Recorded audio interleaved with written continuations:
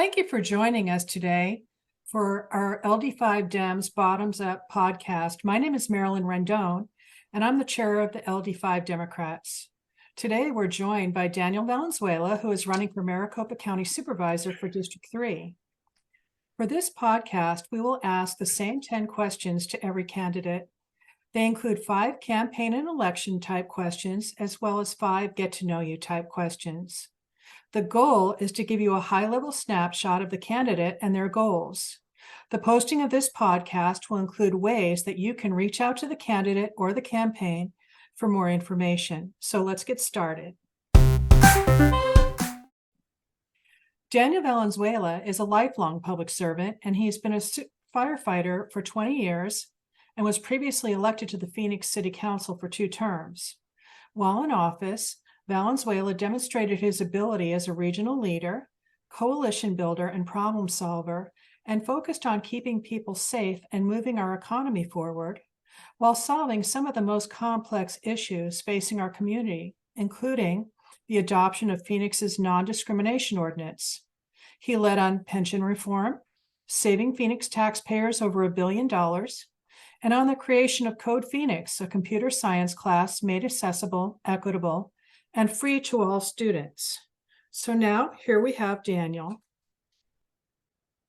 It's an honor being here on the LD5 Bottoms Up podcast. Hey, Daniel. So in 5 words, why don't you tell us why you're running for office? I'm running for a safe, strong community, economy, democracy.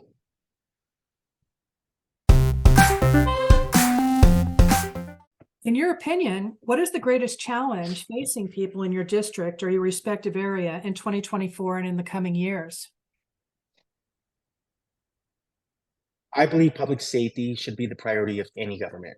I've dedicated my life to keeping people safe, and I will remain steadfast with that.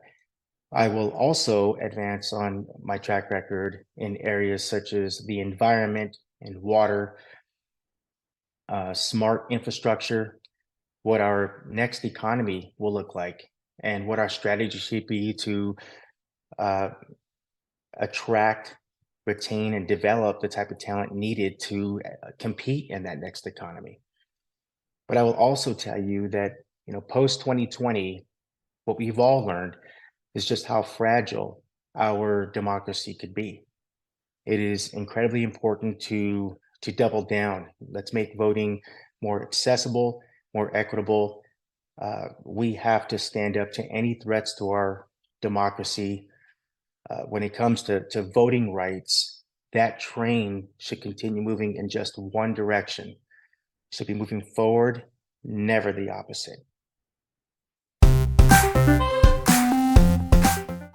When elected, what would you like to achieve in your first year of office? Well, I plan to move the needle in all of the above stated topics, but I'll tell you how we're going to get there. And it starts by getting people engaged. Far too many people still have no idea what the Maricopa County Board of Supervisors actually do. They don't realize that it is the 4th largest county in the entire country.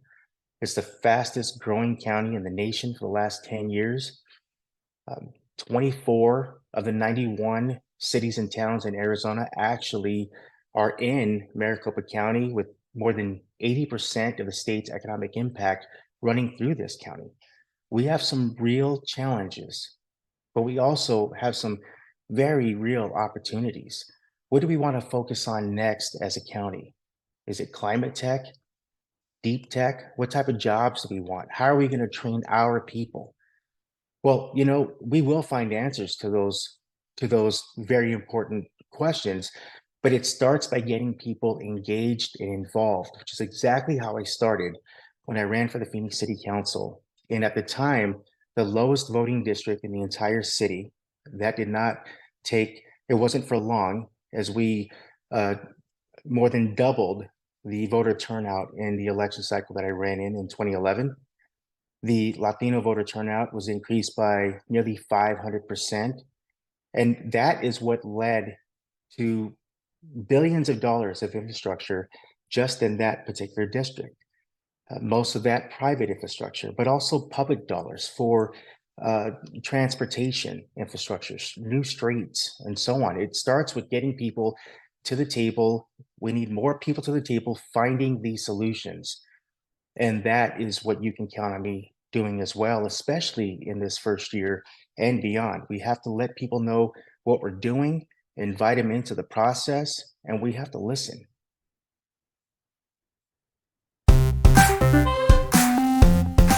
What is your approach to building unity and navigating divisive political situations? In every campaign that I've been involved in, whether it's for city council in 2011 or re-election in 15, or in this campaign for Maricopa County Board of Supervisors, I'm asked that question. Can I trust you to support me and my family? And it usually comes down to political affiliation. The first time I was asked that question, I remember responding with uh, the fact that I just had stepped off of a fire truck that morning. You know, I have been a firefighter for 20 years, and I just stepped off the fire truck, and I explained I don't pick and choose who I serve. I don't think elected officials should pick and choose who they serve. One of my strongest allies on the Phoenix City Council is Supervisor Bill Gates. When he was on the Phoenix City Council, we actually overlapped by a few years. He and I, many times, were able to bring things to that center so that we can actually find real solutions to move forward. And I'm very proud of that. And so that's really what it takes. It's about finding common ground. Most people care about keeping their families safe. They want clean water for their family. They want their infrastructure to be repaired, or they want, I mean, there's some areas in this district where we have no infrastructure. You know, there are people dealing with, flooding issues. We can't pick and choose who we serve. This is about moving the entire county forward and the people of this county, making life easier for them, giving them a chance to move forward as well.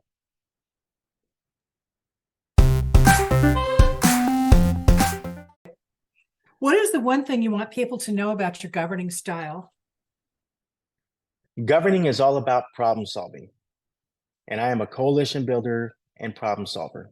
My track record supports that.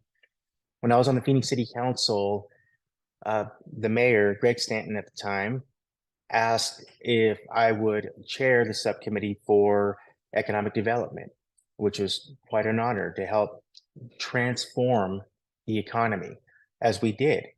You know, we have more entrepreneurs than we've ever had in this city. I've also chaired for a time housing and homelessness. In fact, I've served on virtually every subcommittee that we have at the city of Phoenix. That effort continued beyond city council. Mayor Kate Gallego asked if I would chair Phoenix's home rule proposition, Prop 444, which passed at the ballot with a very high majority.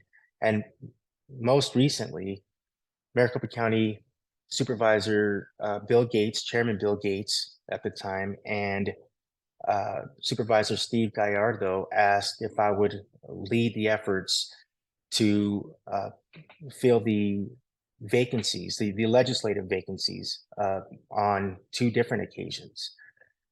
In all of those examples, you have elected officials, Democratic and Republican, who've asked me to lead the way in bringing diverse perspectives together to find real solutions to move our community forward.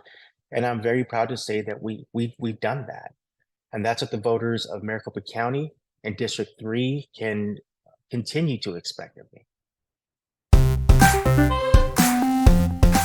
What's your favorite thing about Arizona? My wife, Wendy, and I, we're both native Phoenicians. Our children are native Phoenicians. We cannot imagine living any place else We love the desert landscape. We love the fact that we're just a couple of hours from snow up north in Flagstaff. We care very much about the people of this state.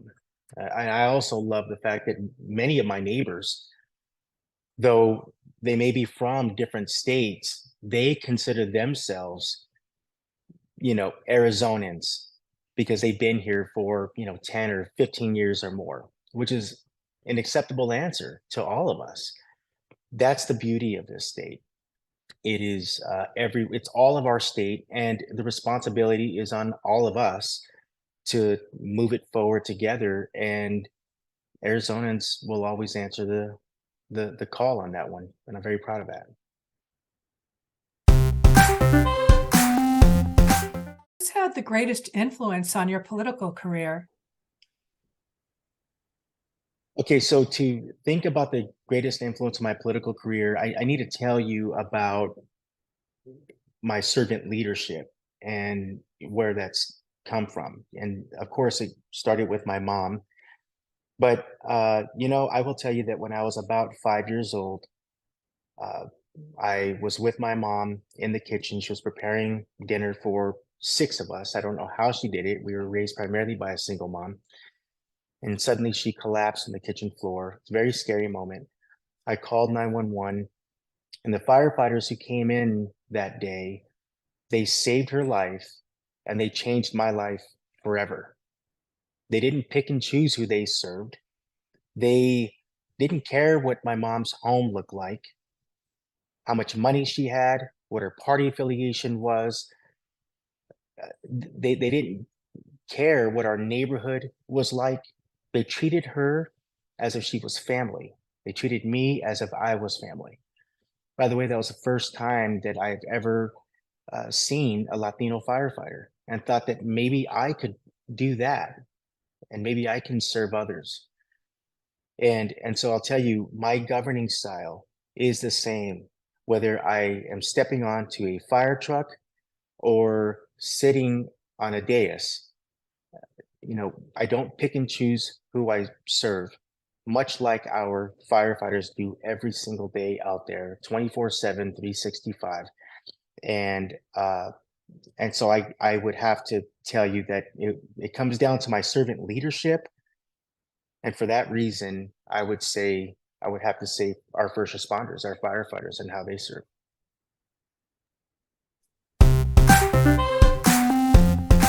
What is something that most people don't know about you, but you think they should?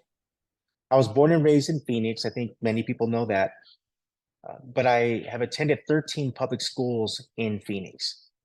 So we definitely had our challenges. We lived in more places than that, but it was the people of this community, organizations that have helped my family along the way, that have made a big impact on me personally, the Boys and Girls Club, the Phoenix Urban League, Arizona Color Team, a long list of amazing teachers who always welcome the new kid.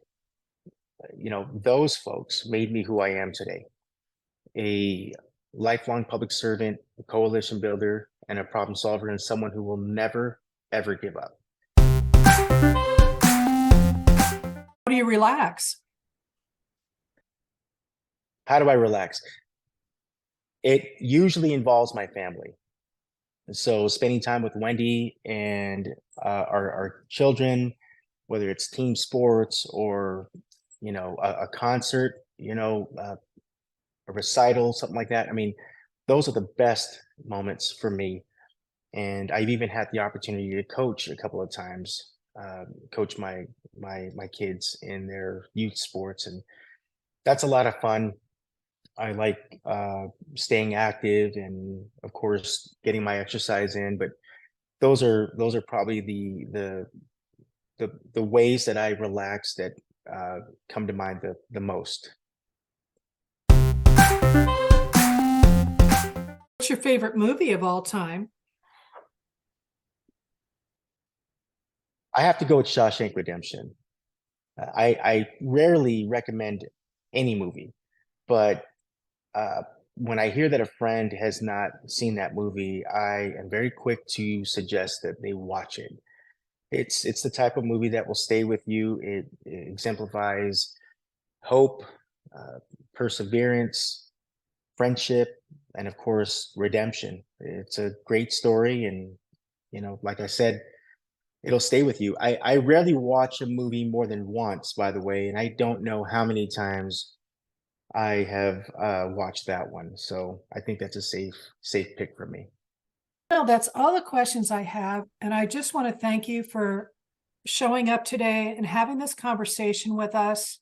I really feel like I've learned a lot about you.